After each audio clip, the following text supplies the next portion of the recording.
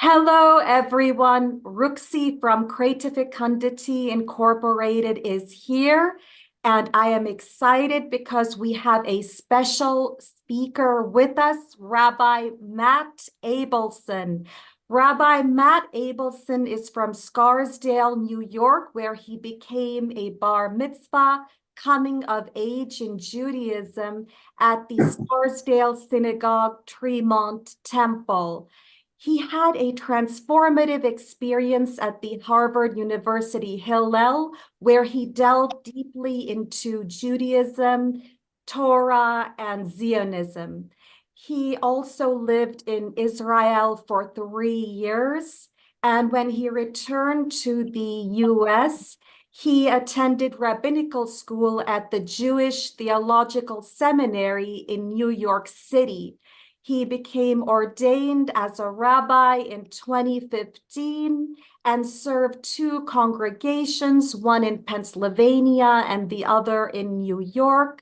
He is now the Executive Director of RabbisUNITED, which is a division of StandWithUs, the prominent Israel advocacy and education organization that you know. Rabbi Matt Abelson is a dear friend of mine. He has an amazing intellect and a heart of gold. You will not find someone with his empathy, compassion, and dedication to serving others. Rabbi Matt Abelson, we are honored to have you. Thank you for joining us today.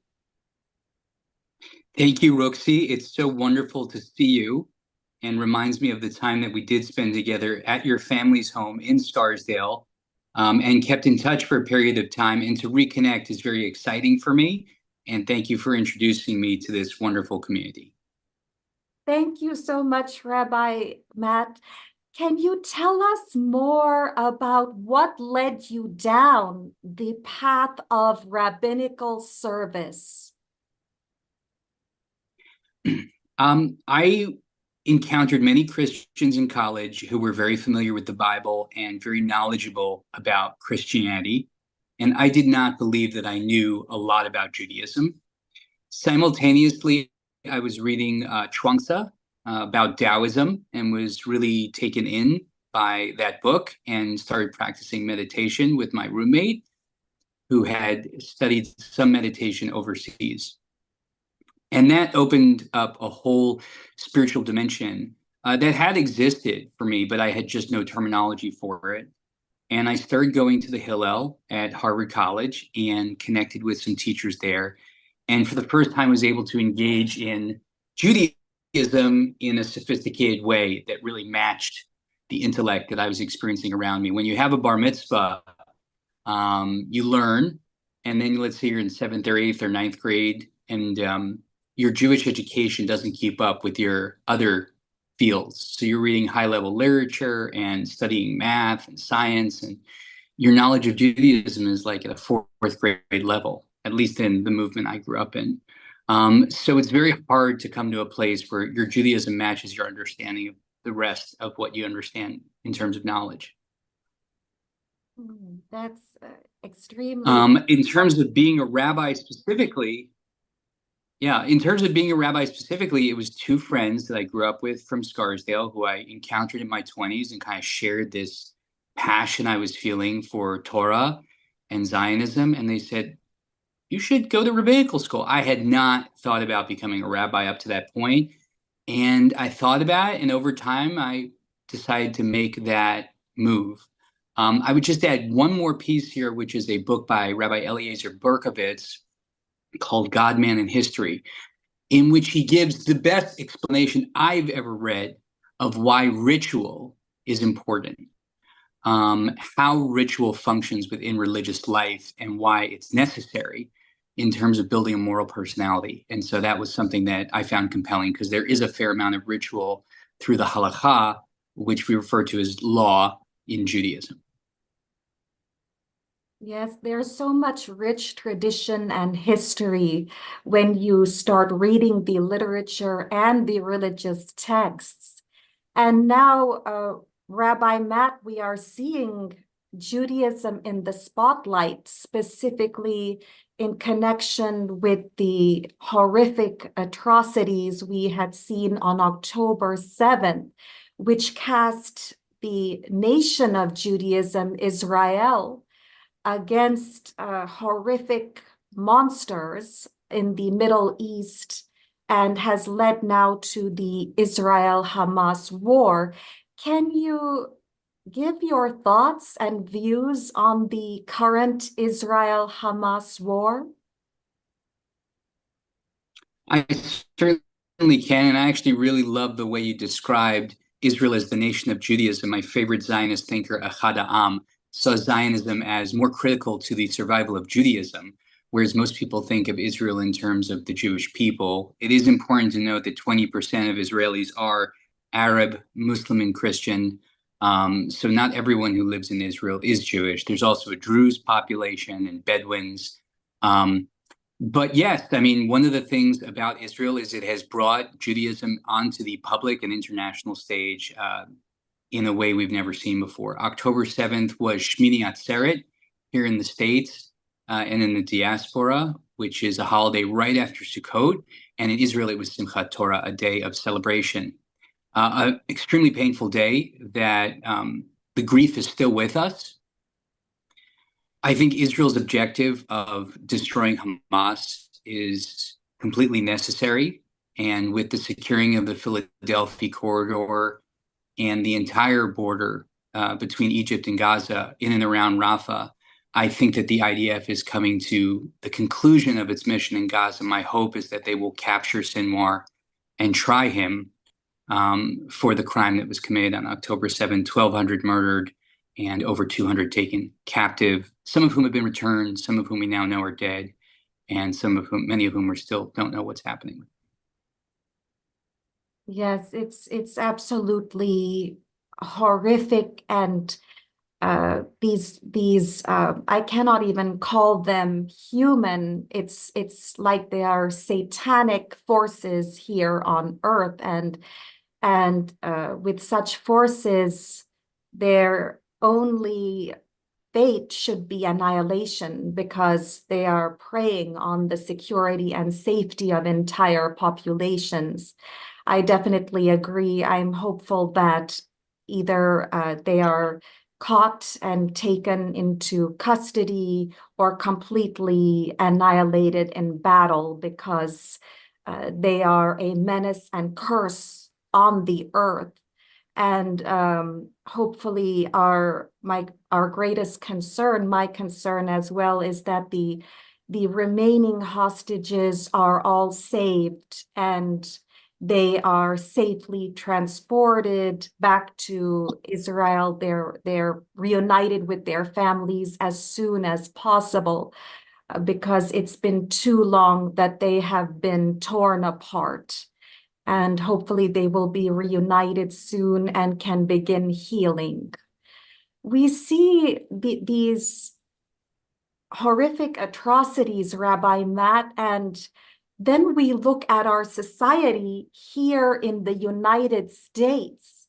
We see these eruptions on college campuses that are anti-Semitic and anti-Israel. And we question, why are these eruptions taking place in a society that is now touting social justice for all? However, that social justice seems to preclude or keep out people of Jewish and Israeli backgrounds, as we can see from the protests against them on college campuses and elsewhere in our country. Why these eruptions in a society that prides itself on social justice for all? Well, that's a fascinating observation, and it does need to be addressed. I would address it in two parts. Clearly, justice is a part of the Jewish tradition. There is the verse from Deuteronomy, Tzedek, Tzedek, Tirdof, justice, justice you shall pursue. And Jews are being excluded from social justice spaces. I think the story goes back to the deconstructionists in France, Derrida, Foucault, and their entry into the university throughout the world, but also in America, Destabilizing the Humanities, an important book of the late 80s, The Closing of the American Mind, documents the ways in which the university creates this concoction of Freud, Marx, and Nietzsche. Doesn't even read Nietzsche correctly, but just in this kind of highly ideological way. And the destabilization of truth, that people don't think truth is real or that it's up for grabs or anyone can have their own truth, that there isn't something as absolute truth. Not that any one person can understand the absolute truth. That would be a claim that no one could make. So I think it's part of a larger crisis around truth, epistemology, knowledge, and the universities, which are supposed to be the gatekeepers around this, have completely crumbled on this issue. And the one thing they can do science, they can raise money, they can do that. But when it comes to trying to answer moral questions, they don't do anything for our students.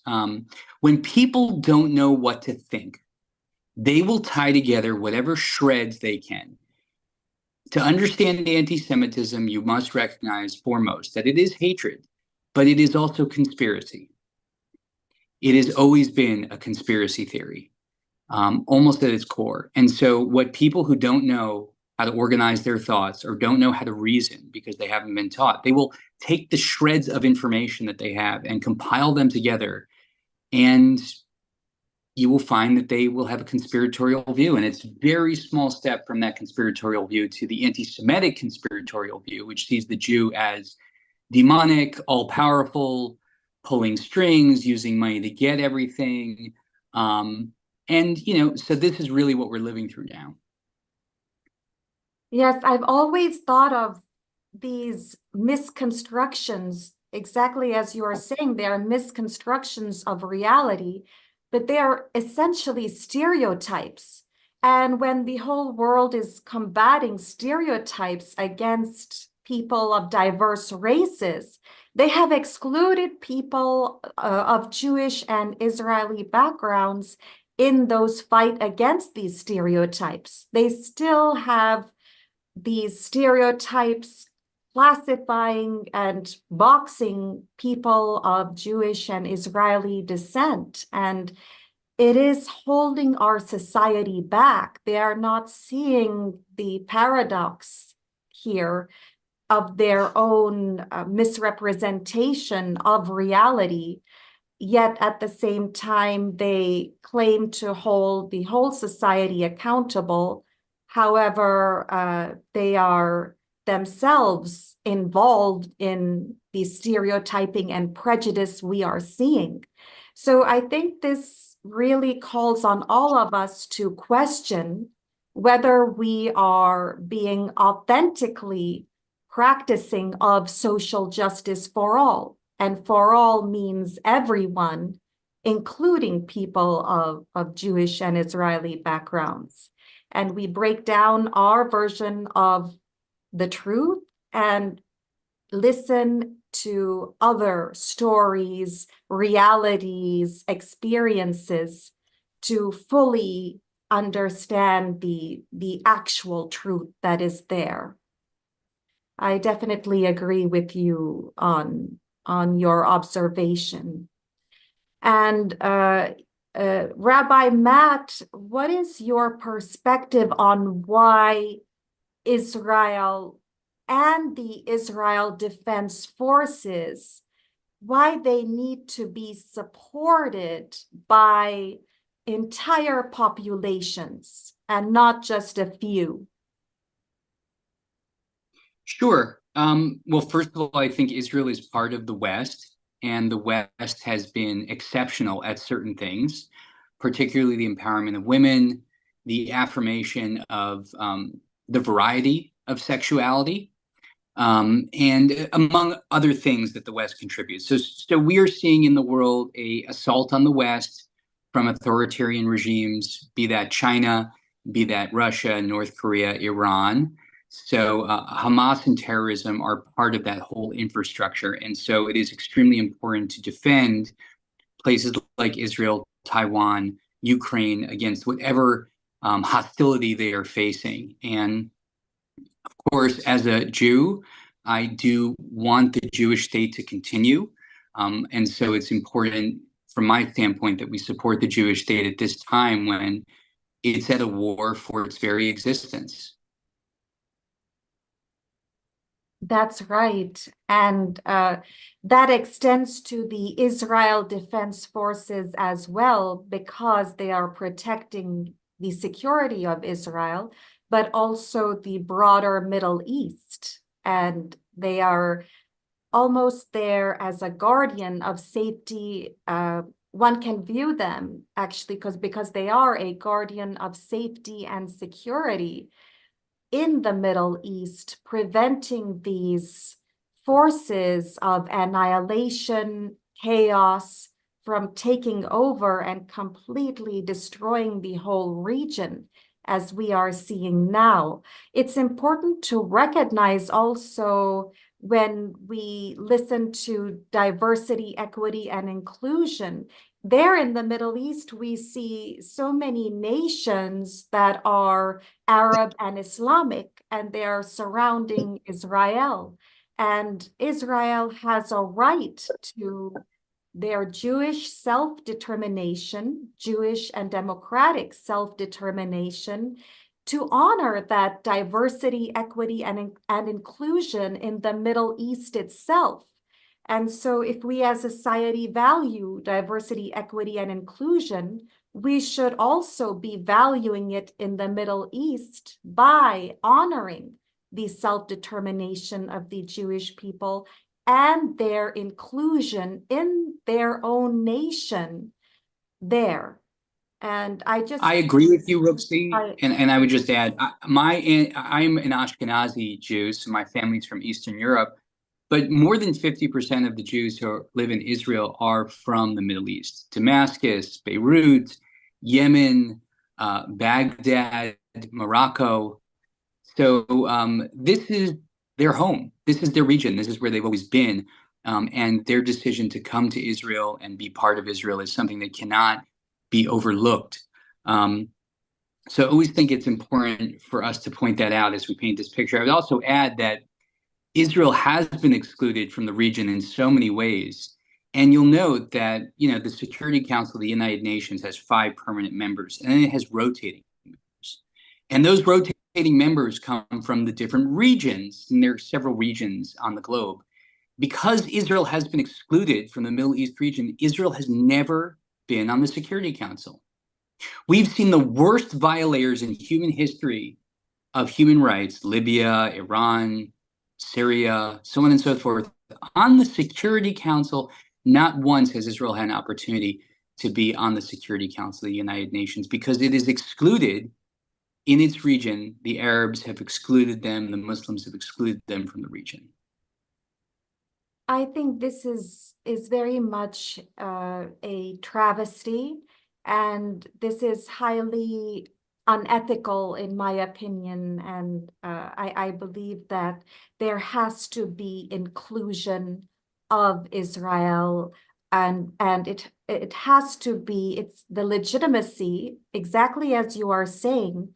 It is home to the Jewish people there who have settled over historical generations, and they have been, even prior to Muslims there, they are deserving of their homeland, and the homeland needs to be recognized by all the neighbors and also our international institutions. There is a large issue that you also raise with international institutions, that we are seeing completely dismissive of Israel, completely exclusionary. And how can we then give legitimacy to these organizations when they are violating inclusion? And so I think we are in a period of self-reflection. Everyone needs to self-reflect and change the way they think and also the way they act, and include Israel as an equal and honorable nation, give respect and love to the nation that the nation and people of Israel deserve. Rabbi Matt, Thank you, Rukhsi, for saying that.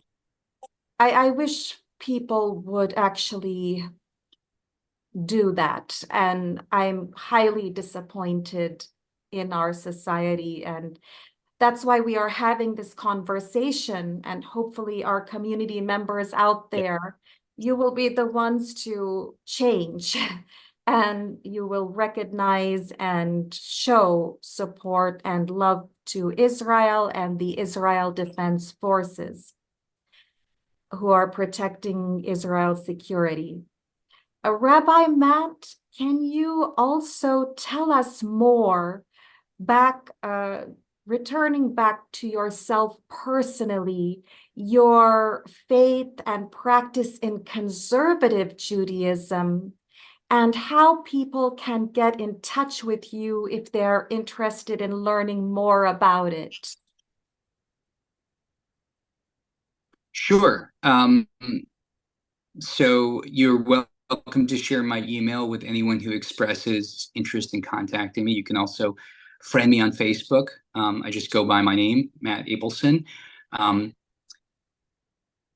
I studied history in university and loved studying history. And so for me, conservative Judaism is the best fit. I'm going to be a bit schematic, but orthodoxy at some level doesn't interact with history. History is change over time. So the idea that when Moses received the Torah, and then when King David ruled in Israel, in Judea and Israel, and then to the time of Ezra, or the Pharisees, and then the early sages, the rabbis, there is a consistent thread, and there's also change over time. And that's the claim of history. Everyone knew there was the past. Everyone knew there was something that came before today. There was yesterday. But it's really in the 19th century that you start to see this phenomenon of historiography, the study of the past, the analytical study of the past. And this impacts Judaism. And there are several scholars that your listeners need to know about. Leopold Zunz, Z-U-N-Z, Nachman Krochmal. He's probably the most important. He wrote a book called The Guide for the Perplexed of Our Time. So he took Maimonides' book called The Guide for the Perplexed, the great medieval philosophical work, but he adds the title of our time. He includes the word time, because really what he's acknowledging is the phenomenon of history, the fact that things change over time. Well, this presents a conundrum, because if things change over time and then you have eternal claims, well, how can you reconcile those things? And that's kind of what you live with as a conservative Jew, is trying to mediate and reconcile the notion of eternal claims made at Sinai, a Torah given to Moses by God, which we will mark next week with the holiday of Shavuot, and the idea that over time, humans interpret texts and understand the rituals differently based on the evolution and development of their knowledge and their reason. And so now Reform Judaism also acknowledges history, but they kind of made a decision, which is to say, well, the ritual aspect is outdated. Now, that's not exactly an accurate characterization of Reform Judaism. I grew up in Reform Judaism. You can follow halakha and be a Reformed Jew, but they just don't see it as an obligation. Whereas conservative Judaism still sees it as an obligation. So the difference between those two is not their view of history, but on their view around obligation. The difference between conservative and orthodox really is about the difference between myth and history, whether we live in some kind of eternal reality where there's never been change over time, or things do change with time. And so for me, conservative Judaism was a good fit. Yes, it's it almost reminds me that expression, you have the best of both worlds. You have the Orthodox, the Reform, and we're always, I'm thinking of this idea of being within, in the finite, within the infinite. So I think that encapsulates your study and observance in conservative Judaism. Your life there is the finite within the infinite. We are all in this frame of existence. Rabbi Matt, usually before I end, I have a keepsake that I share with everyone that reminds me of the speaker. And for you, I have this African drumstick made of animal hide that reminds me of you, because you are the heartbeat, you are the drumbeat, the heartbeat of the Jewish community. And you, with your perseverance and dedication to the community, you are protecting the people, leading them towards greater knowledge and understanding of the purpose of life on this planet. And also you are leading them, helping them to overcome hardships and difficulties to a better place. Your shining light of guidance is the consistent drumbeat that is echoing in this moment, and from now into the future. You are the guardian of the Jewish community to safety and to greater wisdom and happiness. Rabbi, thank you so much. Thank you for that blessing. I Thank appreciate you that so blessing. much. Amen. Thank you so much for joining. And I'm having such flashbacks of our time in youth, and so. But I'm so excited to see us at this stage in life.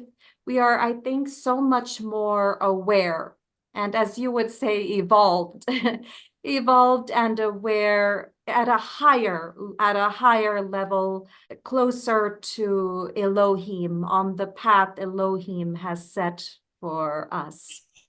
And I encourage everyone, I will add Rabbi Matt Abelson's biography and description in the description box to this video, and feel welcome to contact him if you have further questions or want to learn more. And I am also including the ongoing online Israel Defense Forces fundraiser that I am doing for your support. And be sure to share this video with all your friends and communities.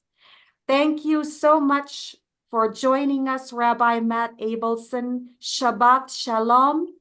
And we look forward to the next time. I look forward to. Thank you, Rukhsi. Shabbat Shalom.